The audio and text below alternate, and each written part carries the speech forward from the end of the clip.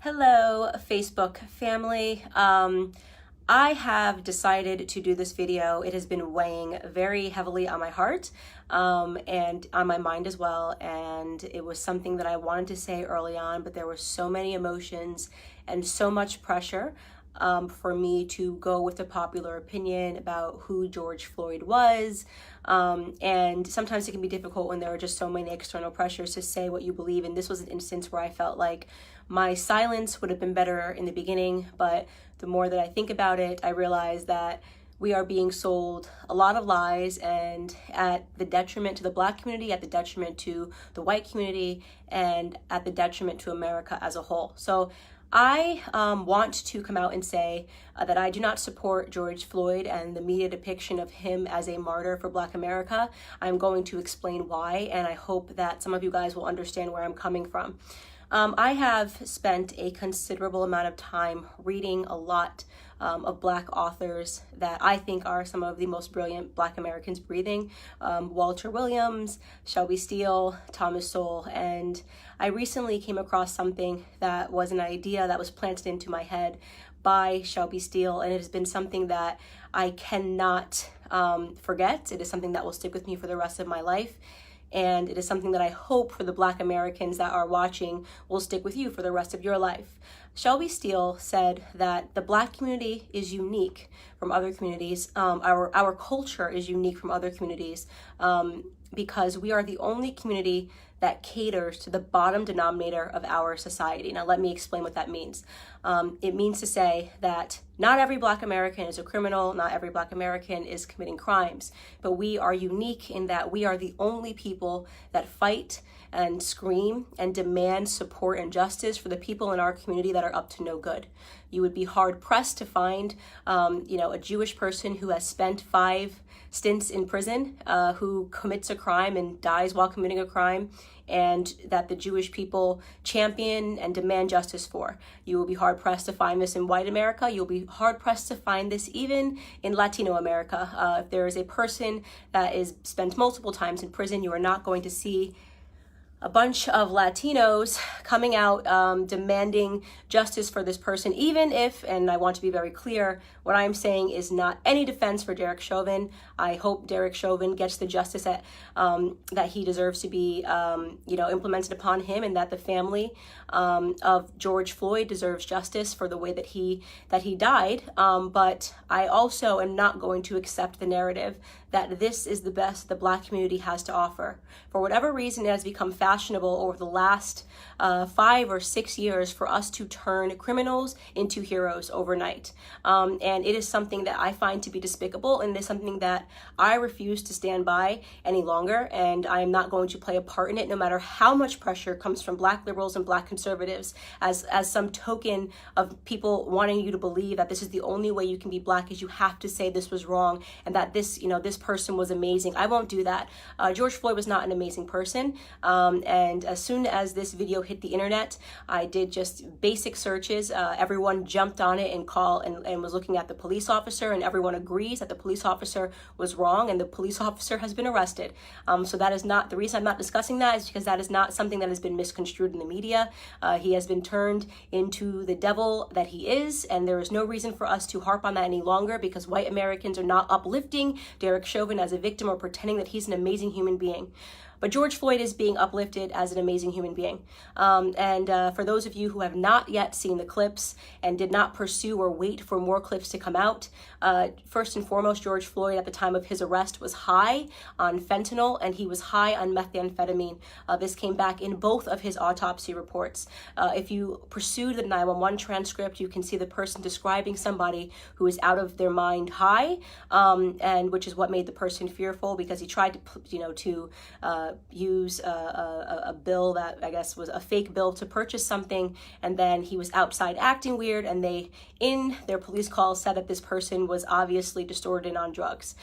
When he is put into handcuffs and is put against the wall, a baggie of what looks to be like cocaine or it's a white baggie that he drops onto the floor that you can see in an image. If you look up the clip, the media is refusing to circulate it. You can find it on Twitter if you you use DuckDuckGo and look up George Floyd baggie, you can watch the clip yourself with your own eyes.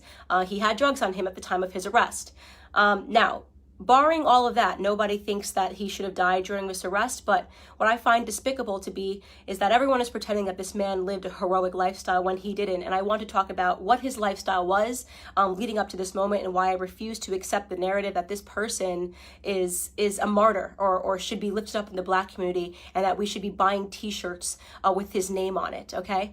So here we have, first and foremost, let's start from the bottom of his record. And by the way, I am not saying that if you have a record, you don't deserve a second chance. I think people get arrested and some people can serve time in prison. And I believe in second chances, but I do draw the line when it comes to second, third, fourth, fifth, sixth, seventh, eighth, and ninth chances. 1998, he spent 10 months in prison for theft with a firearm. That was the first prison stint that I could find on him. In 2002, he spent 8 months in prison for a cocaine offense. In 2004, just 2 years later, he spent another 10 months in prison for a cocaine offense. In 2005, he spent another 10 months in prison for having less than 1 gram of cocaine on him again. In 2007, and this was the biggest instant that I had that made me realize this was a horrible human being that I am not going to pretend was a good person. In 2005, a woman who was pregnant received a knock at the door, and she went to the door, and the person pretended to be someone that worked for the water department. So she opened her door and quickly realized that the person at her door did not work for the water department and attempted to slam it. At the moment that she was attempting to slam it, a Ford pulled up and another 5 men jumped out of the car, and one of which was George Floyd, came up to the door and they forced their way inside to her home, inside of her home. Mind you, this woman is pregnant. At that point, George Floyd took out a gun and pressed it to her stomach. She was screaming, begging for her life, and he put her inside of her living room and instructed one of his criminal friends that was with him to watch her and to make sure she didn't leave the living room. So he was playing guard while they ransacked her home looking for drugs and money. They did not find drugs. They ended up taking, I believe, her wallet and her cell phone. Fortunately for her, her neighbor observed what was going on and caught the license plate of the people as they pulled off and called 911. And when 911 was able to, they were able to track down the car of which George Floyd was the driver, and they arrested him. And 2 years later, he was sentenced to 5 years in prison for that instance.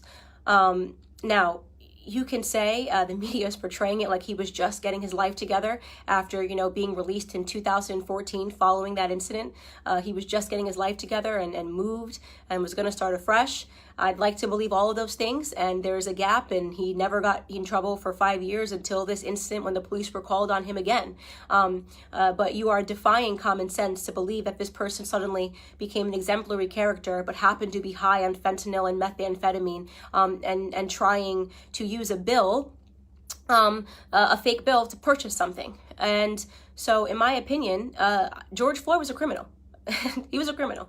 And just because he was a criminal doesn't mean he deserved to die at the knee of a police officer. But it does mean that I am not going to play a part of the broken Black culture that always wants to martyr criminals, who wants to pretend they were these upstanding human beings that just wanted to help society, that just wanted to reach out and uplift society. And he has a rap sheet that is long, that is dangerous. He was an example of a violent criminal his entire life. Okay, up until the very last moment. Now, again, I want to be clear. This is not a defense for Derek Chauvin. No one that I have spoken to, no one in the news is defending Derek Chauvin. He is getting what he has coming to him. Okay, great.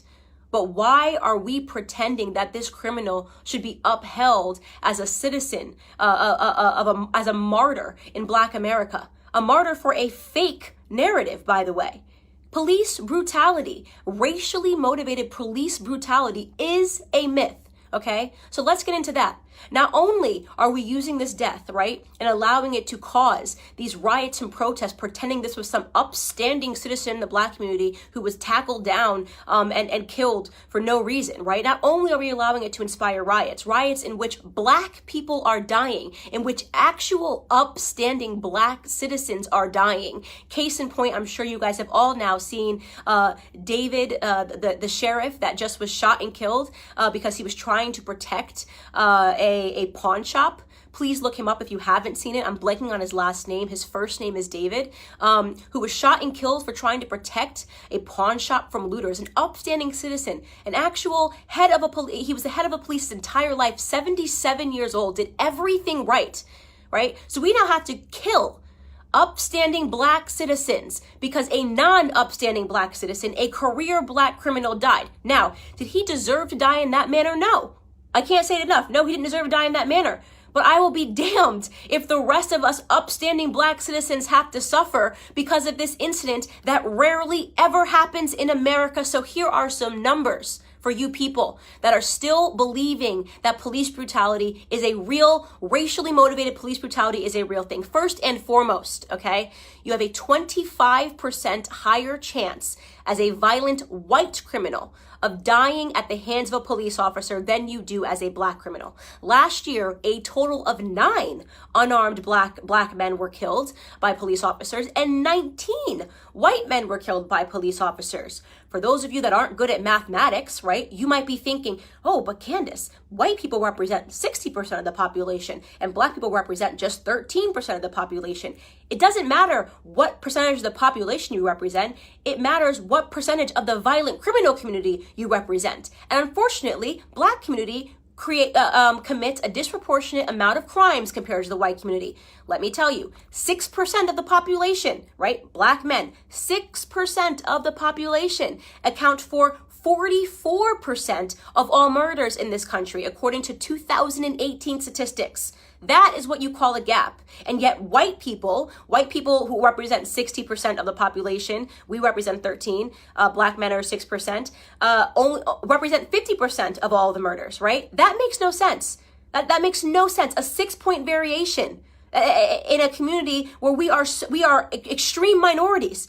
We commit 50% of all violent offenses, evenly split, and we're only 13% of the population, okay? So we have a lot more encounters with police officers. And don't say the police officers are coming around because we're Black. I'm talking about violent criminals. I'm talking about murder, 44% of murders, okay? You want to talk about real statistics? The police officers have way more to be fearful of in the Black community than the other way around, okay? We commit, on average, a police officer is 18.5 times more likely to be killed by a Black person than the other way around. Okay, so this entire narrative is complete smoke and mirrors. It's all made up. It's just election fodder. It's white versus Black because it's an election year, not because Black Americans are suffering at the hands of police officers more than white Americans. Do some police officers do the wrong thing? Yes. I don't think there's anybody in the world who has not encountered a police officer and thought this person is an absolute jerk who is power tripping, whether you are Black or white. We know they exist. And we know they're always going to exist, by the way, because they're human beings. And sometimes human beings suck. In fact, if you want to attack a community for accidental slayings or brutality, did you know that doctors accidentally kill 250,000 people every year because of mistakes? Did you know that there's been doctors that have been arrested for being serial killers that just were killing people because they wanted to? Do we protest and boycott doctors? Do we assume all doctors are horrible human beings because some doctors are? Or do we realize that society is not perfectible? People suck in every profession. It is no excuse to paint society with a broad brush. It is certainly no excuse to accept a Democrat narrative, okay, that Black people are being disproportionately hunted down by police officers because of the color of their skin. You want to know the best way to avoid not being brutalized by a police officer is to limit the amount of encounters you need to have with them, especially when it comes to violent crimes. Okay? I am not going to stand for this continual bottom-feeding narrative of us martyring people that have had 5, 6, 7 stints in prison and then pretending they were upstanding heroes to our community. It's bullshit. It's bullshit. Excuse my language. It's absolute bullshit. And I'm tired of it. I'm tired of having to play pretend. I'm tired of sitting here and being called a coon or an Uncle Tom because I won't play this bottom-feeding game with you. If you want to hang up posters of criminals on your wall and talk about them as your martyrs, do it. Do it. You can do it. Kobe Bryant was my idol, okay? I'll keep a photo of Kobe Bryant. You can keep one of George Floyd and pretend he was an upstanding human being that just once or twice put a gun across a pregnant woman's belly. Could you imagine that woman right now? That black woman, by the way, right? Watching everybody pretend this person was an upstanding human being who just at the age of 42 and 5 prison stints was going to get his life together. I mean, it's embarrassing. We are embarrassing in that regard, right? This is why we have a cycle and a toxic culture, because nobody wants to tell the truth in Black America. It's so easy to be a victim. It's so easy to ask white people to bow down and apologize and do all these things for us. It's crap. It's crap. It's a lie. It's a farce. Our biggest problem is us, okay? It's why we don't talk about it when black on black crime happens. It's why we don't talk about it when 40 black people are killed in one weekend during Memorial Weekend in Chicago. We don't want to talk about any of that stuff. We don't want to talk about Baltimore. We don't want to talk about New Jersey. We don't want to talk about any of these places where black people are being slaughtered by other blacks, because that would mean that we had to be personally accountable, right? That would mean personal responsibility. We don't do personal responsibility in our community. We don't do it. We blame white people, right? We only point a camera to white people when they do something, even though we do it at a way higher rate to ourselves, right? We celebrate our drug dealers. We're the only community, right, that would ever create hashtags to free people from prison because they committed crimes, like free Meek Mill, free this rapper, free this rapper. How hard is it to not spend multiple times in prison? How difficult is that? Is that too hard for us? Is that way too high of a mountain for us to scale, to do the right thing, to be upstanding citizens? That is the call to action that I have for Black America with Blexit. Like, why do we keep fulfilling this narrative? What do you think the perception of us, by the way, is on the outside? You ever look at the comments? You ever go into like an anonymous blog and see what people say? Oh, just black people being black people. I see those racist comments. Oh, just black people got to riot. Black people got to be black people. You know how they are. Oh, just black people being ignorant. That is the perception. When people get to be anonymous and talk about us, that's what they think about us, right? They think that we are the kind of people that will forever uphold criminals as the martyrs of our society, that we will never take account for the things that we do wrong, right? That we don't have it within us to educate ourselves to get ahead. And that for those of us that actually do it, well, we get called coons, right? You got Condoleezza Rice, she's a coon. Larry Elder, he's a coon. Dr. Ben Carson, brain surgeon, first ever to perform the surgery of splitting twins that are connected by the head. He's a coon, right? What a loser he is. What a stupid guy he is. Kanye West says he's not going to be told to do it because of the color of his skin. He's a coon. He's lost. He's in the sunken place. The sunken place. That's where we all are, right? Because we demand more and we will get more out of this society, because we're going to get ahead, right? That's what's going to happen. We're going to get ahead. Black conservatives get ahead because we don't subscribe to this narrative. Because you're not going to catch me outside trying to grab a TV pretending that it's because a martyr named George Floyd got killed. Okay? I'm a big believer that no matter what color you are, you do stupid things, you win stupid prizes. Okay? We have to do better. We have to teach our kids better, or we're not going to get ahead, right? Anyways, this is just a rant because I have been feeling super annoyed at these depictions in society. I have no apologies here to make. George Floyd is not my martyr. He can be yours. That's all I have to say to Black America.